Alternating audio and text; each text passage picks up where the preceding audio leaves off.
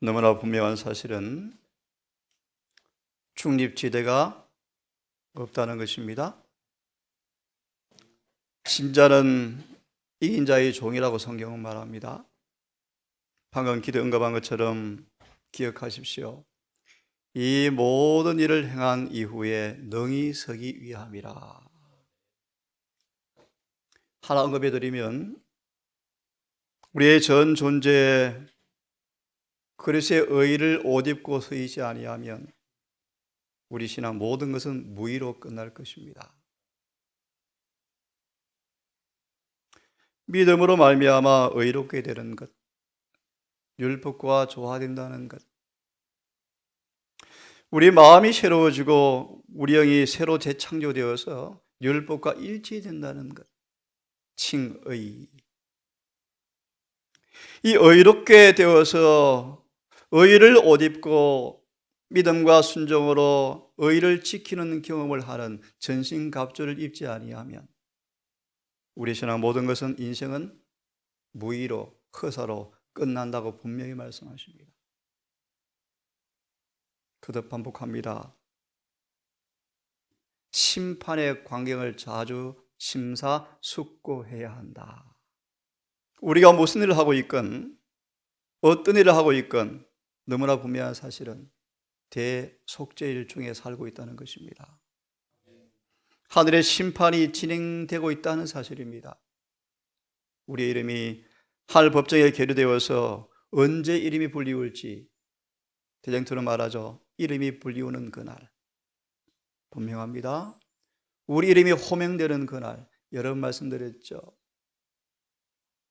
언제 이름을 호명당할지, 먼저 호명당할지, 나중에 당할지, 의인의 심판에 참여할지, 악인의 심판에 참여할지, 의인의 심판에 참여하여서 우리의 모든 죄의 기록을 다 지워버리고 다시는 죄를 찾아볼 수 없는 성소정결을 경험하여 승천할 준비를 갖출 사람이 될 것인지, 아니면 심판날에 아직 용서받지 못한 죄가 있는지, 고치지 못한 품새의 결함이 있는지, 히브리서의 말씀으로 예수의 속죄의 피를 더럽혔는지 조사하는 일이 있죠.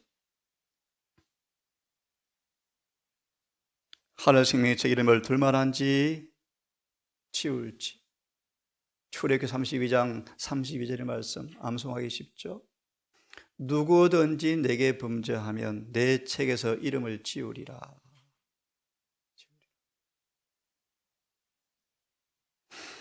이 아침 우리 주님께서 부활하신 이후에 그를 사랑하는 여종을 만난 이후에 선포한 아름다운 말이 있습니다. 내 아버지 곧 너희 아버지께로 내가 올라간다 하라. 참 귀한 말씀이에요. 오순절 드디어 성령을 받은 그들은 하늘 보좌 우편에 친구가 있음을 알고 있었다. 친구요, 친구. 우리를 대신하여 목숨을 대성물로 내어준 친구가 아버지 우편에서 우리를 위해서 충보한다는 사실을 그들은 알고 믿고 그들은 살았습니다.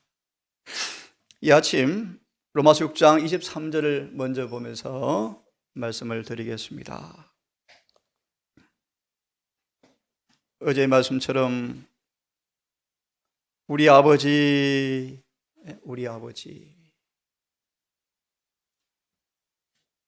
이삭의 부르짖음 속에 아브라함의 마음은 찢어질 정도로 고통스러웠죠. 아버지, 나무와 불과 칼은 있는데 양이 어디 있습니까?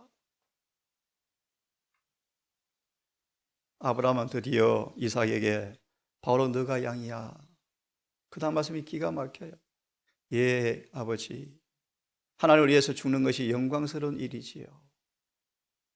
떨리는 아브라함의 손을 붙잡고 스스로 몸을 밧줄로 동인 채 스스로 나무 위에 눕는 그 이삭의 모습이 예수님을 표상하죠. 마지막 눈물과 마지막 포옹과 마지막 작별 인사가 주어지고 아버지는 아들에게 칼을 내리치는데 왜 그렇습니까, 여러분? 로마서 6장 23절을 보면 죄의 싹은 사망이요. 소망처럼 음숙한 사실은 인간은 태어나자마자 죽기 시작한다. 사실이에요, 사실. 하지만 이 말씀은요, 그런 죽음이 아닙니다, 여러분. 영원한 사망, 둘째 사망. 죄의 싹은 사망이요. 아직 예수님 외에는 둘째 사망을 당한 자가 없지 않습니까? 죄의 싹은 사망이요. 하나님의 은사는 그리스도 예수 우리 주 안에 있는 영생이라. 이 말씀을 정확하게 배우셨죠? 자, 오늘은 그 말씀을 약하고, 자, 23절의 주석을 보시면 이런 귀한 말씀이 있습니다. 범죄는 전 세계를 위험한 곳으로 몰고 가서 사형 선고하여다 두었다. 부자 선지자 보시면 온 하늘은 통곡하고 있었다. 범죄하여 영원한 사형 선고를 받은 인간이 피할 길이 없음을 그들은 생각하고 온 하늘은 통곡하고 있었다. 그때 아버지와 아들은 비밀스러운 회합을 여러 번 고민 속에서 회합을 거치시면서 한 선언문을 낭독하죠. 그러나 하늘에서 나는 대성물을 발견하였노라 라는 한 음성이 들렸다. 욥기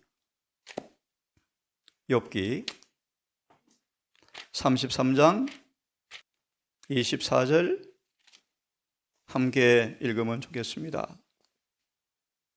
욥기 33장 24절을 함께 읽습니다. 시작. 하나님이 그 사람을 긍휼히 여기사 이르시기를 그를 건져서 구덩이에 내려가지 않게 하라. 내가 대속물을 얻었다 하시리라.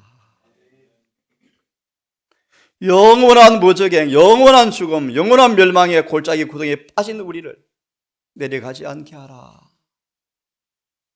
우리 야곱이 내가 이제 음부에 들어갈 날이 얼마 남지 않았다. 음부. 끝이 없는 깊은 흑암의 구렁, 죽음을 가리키죠. 죽음. 땅속을 가리키죠. 흙이 눈을 덮고 다시는 빛을 볼 수 없는 어둠 속으로, 무덤 속으로, 죽음 속으로 들어가죠. 죄인이여 살라. 내가 대속물을 얻었다.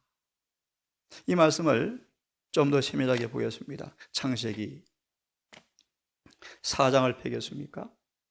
4장을 펴시면서 듣기를 바랍니다. 이 아버지 이처럼 사랑하신 독생자를 내어준 무한한 사랑에 힘입어서 기억하세요. 저와 여러분들은 지금 집행유예의 시간을 산다는 사실을 잊지 마십시오. 엉뚱한 일에 우리 인생을 낭비할 시간이 없어요.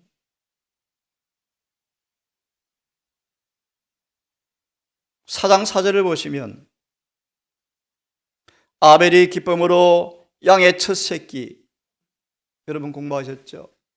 이스라엘 사람들이 성소로 제물을 가져올 때는 반드시 시장에서 사면 안 됐대요. 집에서 키운 짐승을 가져와야 됐대요. 반드시. 그 말의 의미를 여러분 이해하십니까, 여러분? 더 큰 고통이죠. 더 큰 아픔이죠. 부득이하게 거리가 먼지라 요한복음 2장처럼 예루살렘 성전 주변에 시장이 생겨서 짐승을 파는 시장이 부득이하게 생겼지만 원래 성경적으로는 집에서 키운 짐승을 가져와야 돼요. 애정이 더럽고 사랑이 깃들었고 얼마나 따뜻한 우정으로 사랑으로 맺어진 그 짐승입니까? 그걸 내가 뭐 해야 합니까? 죽여야 되거든요. 어떻게 죽이는가 공부하셨죠? 죄인이 죽여, 죄인이요. 어느 죄인도 그 짐승을 단칼에 죽일 수가 없대요. 창세기 4장 4절을 보시면 여호와께서 아벨의 자기 양의 첫 새끼, 그죠? 자기 양의 첫 새끼, 집에서 기른 양의 양. 하나님께서 화제라, 불로 태어난 화제라 연락하셨으나 무슨 말입니까? 주석을 보시면 이렇게 되어 있습니다. 한번 펴보십시오. 이 말씀을 기억하라고 좀 각인시키려고 폈습니다. 창세기 4장 4절에 보시면 한정적으로 대치물을 받으셨다. 이 말씀을 기억을 잘 하셔야 돼요. 오늘날 많은 기독교가 십자가를 얼마나 더럽히는지, 십자가가 얼마나 더럽히는지. 한 번 용서가 영원한 구원이라고요? 오늘 구원 확신하면 어떤 사람은 그렇더만요. 이미 구원 따놨다고요? 얼마나 십자가를 더럽히는지 몰라요. 보시니까 한정적으로 대치물을 받으시면 이게 무슨 뜻이에요, 여러분? 한정적으로. 들어보세요. 타락한 이 사람은 죄책 때문에 자신의 소원을 가지고 하나님 앞에 나아갈 수 없게 되었다. 그렇죠? 그렇죠? 그래서 여러분, 화목 제사가 없으면 우리는 바로 죽어요. 바로 죽어요. 즉사예요, 즉사. 특별히 여러분, 레위기 16장 23장을 보시면 제사장들에게 말하기를, 대제사장들의 말하기를 무시로, 함부로, 가볍게, 경망스럽게 지성소 들어오면 죽는다. 아마 종종 죽어나갔나 봐요. 누가 1장의 실례로 사가랴가 교회 예배드리러 갔다가 좀 늦게 나오잖아요. 그죠? 성소에 분향하러 갔다가 좀 안 나오잖아요. 이런 일이 없었잖아요. 두려움이 밖에 임했죠. 죽었나 보다. 조금 더 이양 나온 얘기니까 말씀드리겠습니다. 번제단에서 죽고 물두멍에 씻고 새 생명으로 거듭나서 옷을 입고 성수 안에 안 들어가면 바로 죽어요. 하나님의 율법을 범함으로 거룩하신 하나님과 범죄자 사이에는 통과할 수 없는 벽이 생겼다. 이게 뭐죠, 여러분? 그래서 이 땅에 주님께서, 하나님께서 인간의 몸으로 감싸고 오신 거예요. 가끔 감싼 인성의 틈 사이로 신성이 비춰올 때 어떤 일이 발생해요? 두려워 벌벌 떨죠. 요한복음 2장의 말씀에 소망의 성전 정결에서 예수님이 안식일에 교회 가셨는데 엉망진창이죠. 엉망진창. 가만히 보니까 저 사람 돌이 많네. 이 소를 팔자, 소. 간절한 얼굴을 보고 이자를 좀 많이 붙이면 되겠다. 그래서 돈을 또 착복하죠. 도둑놈들이었죠. 마리아 같은 여인이 오니까 돈 안 되겠네. 별로 관심이 없죠. 참새 한 마리 파세요. 팔 거 없어? 그러죠. 마치 장터와 같았다. 예수께서 얼굴에 분노의 기운이 서리면서 크게 외치는데요. 여러분 읽어보십시오. 시내산에서 십계명을 선포했던 그 목소리가 울려 퍼졌다. 시내산에서 십계명을 누가 선포했습니까? 예수님이요. 예수님의 육성으로 선포하셨거든요. 그 육성, 요한복음 2장의 말씀에 성전 정결할 때 그분의 음성이 성전에 울려 퍼질 때 그 아치로 이루어진 그 성전에 울려 퍼지면서 깜짝 놀라는데 예수께서 썩난 분노의 기운을 품지 않았을지라도 마치 그는 화염검을 든 분처럼 손에 노끈을 만들어 채찍을 만드시고 상을 뒤집어 엎으시면서 내 집을 장사하는 집으로 만들지 말라고 외치시죠. 하나 언급합니다. 많은 사람 마음속에는 장사하는 집이 되었대. 장사. 세상과 거래하고 영식 놓고 장난치고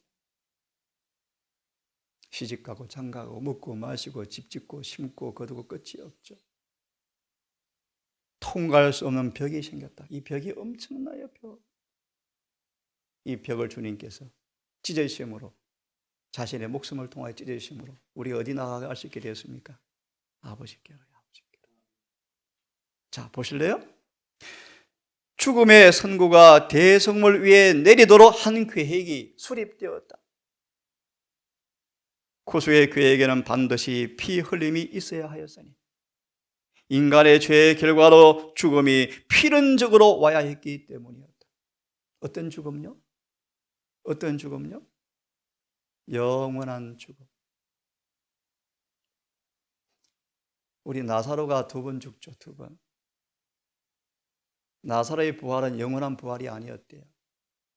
그죠? 육신의 생명을 돌려준 거예요. 육신의 생명을 돌려준 거예요. 그래서 나사로는 살다가 나이 들어서 또 죽었어요. 하지만 그거는 부활을 꿈꾼 죽음이었죠. 반대로요. 3번 또 죽는 사람들이 있어요. 그죠? 예수를 찌른 사람들, 가야바 대제사장들, 예수를 재판에 죽음에 넣게 내어 몰았던 종교 지도자들, 그들은 3번 죽어요. 3번. 둘째 부활이 일어나요. 둘째 부활. 그죠? 둘째 부활이 일어나요. 한번 죽었잖아요. 둘째 부활은 또 일어나요. 하나 더 언급하면 예수님 재림 직전에 일어나요. 그리고 재림으로 기운으로 죽어요. 둘째 부활이 일어나요. 불못에 던지어서 영원히 살아요. 3번 죽어요. 3번.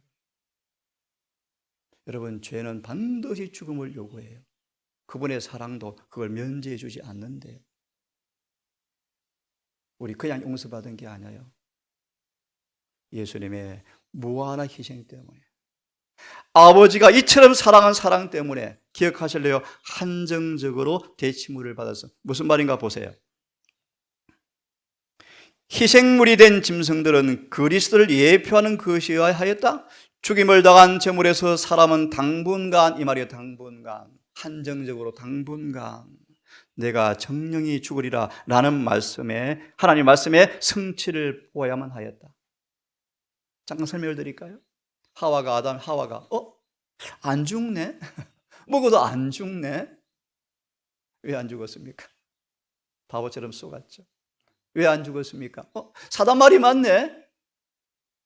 안 죽어 바보야. 하나님 괜히 얼른 엄포한 거야. 엄포. 이 곁길로 안 가도록 괜히 그냥 경고해 둔 거야. 안 죽어. 진짜 먹으니까 죽어 안 죽어요?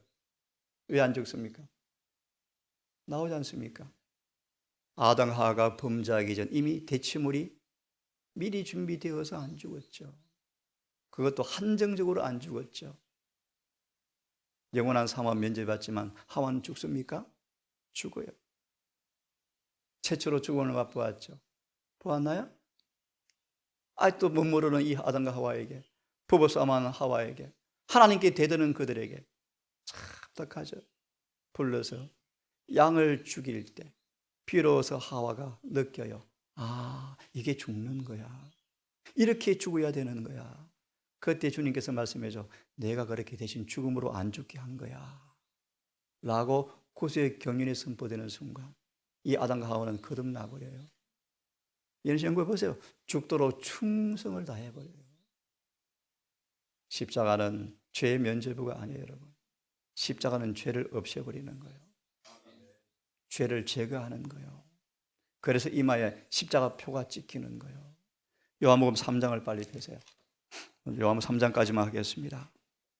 오늘 말씀드리는 까닭은 누가 내 형제냐? 여러분, 하늘의 아버지께서 우리 아버지시래요.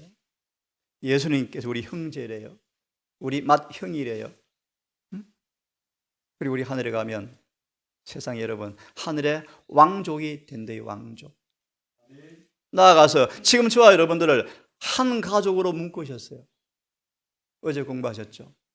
우리 서로에 대해서 예수님 안에 있는 사랑을 품지 않은 사람들은 하늘 가족 절대로 될 수가 없다. 하나님이 하늘 가족 만드시려고 자기 목숨을 내어 주었는데 다시 마귀짓 할 사람 데려갈 수 있겠습니까? 천만의 말씀이요. 자, 요한복음 3장 14절 17절 말씀 하나 읽고 오늘은 끝을 내겠습니다. 요한복음 3장 14절 17절.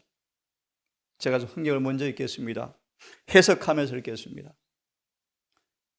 그들의 불평, 불만에 결과로 하나님의 임재가 보호가 거두어지자 사단을 상징하는 노뱀 및 그 지독한 뱀이 그들의 발꿈치를 다 물어버렸죠. 발꿈치를 무는 것도 의미가 있습니다. 인간의 혈통을 하여튼 씨를 말려버리려고 사단에 물어버렸죠. 하나님께서 자비롭게도 그들을 위해서 치료책을 준비해 놓으셨죠. 모세야 노뱀을 만들어 장대에 달아라. 그게 14절의 말씀입니다. 우리 모두가 죽어서 쏘가서 뱀에게 물렸죠. 치명적 독이 퍼져 있죠. 가끔 독이 나오죠. 분노한 감정들, 성질머리들, 그거 다 죽는 독이요. 또 독에 감염된 사람들이요. 이기적인 것들, 오래 참지 못하는 충동적인 기질들, 다 독에 감염된 사람의 모습들이요. 욕심들, 자존심들. 인자도 다른 번역의 말씀 반드시 들려야 하리니, 반드시. 그래서 베드로가 그리하지 마옵소서, 절대 당신 그렇게 죽으면 안 됩니다. 주님께서 뭐라고 그랬어요? 사단아 물러가라. 내가 하나님의 일을 내가 방해하고 있구나. 베드로가 몰랐죠. 예수를 너무 사랑해서 어렴풋하지만 십자가에 달려 돌아가신다고? 십자가도 뭔지 몰라요. 야, 돌아가신다고 다시 못 본다고? 안 돼. 절대 그런 일이라면 안 돼. 라고 막았죠. 가나여 가로되 그리하지 마옵소서. 칼을 들어서 말고 길을 내리치면서 막 당당하죠. 사단아 물러가라. 얘는 읽어보십시오. 누구한테 한 말입니까? 사단에게 한 말이었죠. 베드로와 구주 사이에 마귀가 서서 베드로의 입을 통해서 마귀가 예수를 방해하고 있죠. 예수는 반드시 달려야 돼요, 십자가에. 아니, 우리 구원이 없잖아요. 나중에 베드로가 비로소 그걸 깨닫고 엄청나게 울어요. 얼굴을 땅에 쳐박고 비로소 겟세마네 동산에서 베드로가 처음으로 회개를 경험해요. 처음으로. 그런데 그 다음 모습 보세요. 21장의 모습에 그가 죄가 고쳐졌죠. 행전 1장을 보세요. 성령 충만해지죠. 베드로전서 후서 보세요. 거룩한 사람으로 변화를 받았죠. 그런 가장 영광스러운 순교를 당하고 하늘 새 예루살렘 성 12기초에 베드로 이름이 영원히 기록되어 있죠. 인간의 가족 관계도 이 땅에서 끝나요. 맞나요? 끝나요. 오직 하나님과 우리의 관계만 영원합니다. 영원. 이는 저를 믿는 자마다 멸망치 않고 영생을 얻게 하기 위해서 이처럼 사랑하셔서 독생자를 주셨다는 것입니다. 이 말씀을 주석할 시간이 없고요. 밑에 주석만 보고 아침은 마쳐야 되겠습니다. 한번 펴보십시오. 3장 14절 17절에 십자가에서 비쳐나오는 빛이라는 제목을 좀 읽겠습니다. 이 말씀 읽어드리고 끝내겠습니다. 인간은 십자가 없이 아버지와 하나님과 관계를 맺을 수가 없다. 그죠? 십자가가 큰 두 언덕 구릉 사이로 다리가 됐죠. 다리. 그죠? 뭐죠? 죄와 사망을 통하여 하나님과 도무지 만날 수 없는 큰 구렁을 주님 친히 자신의 목숨으로 다리가 되어서 놓아졌죠. 십자가를 걸어가는 거예요. 다리를 걸어가는 거예요. 그 십자가 위에 우리의 모든 희망이 걸려있다. 십자가 때문에 그리스도인들은 기억하십시오. 정복자의 걸음걸이로 전진할 수가 있다. 하늘은 패배자가 가는 곳이 아닙니다. 이기는 자가 가는 곳이요. 예수께서 왜 오셨어요? 가라사대 6장 7절 8절 우리를 이기는 자가 되게 하기 위해서 돌아가셨다. 네? 뭘 이기셔야 돼요? 예, 맞습니다. 어떻게 이겨요? 여러분 속에 우리 형으로 오셔서 이긴 경험을 가진 그분이 내 안에 계셔서 그 경험을 우리에게 나눠 주시는 게 은혜예요. 다시요.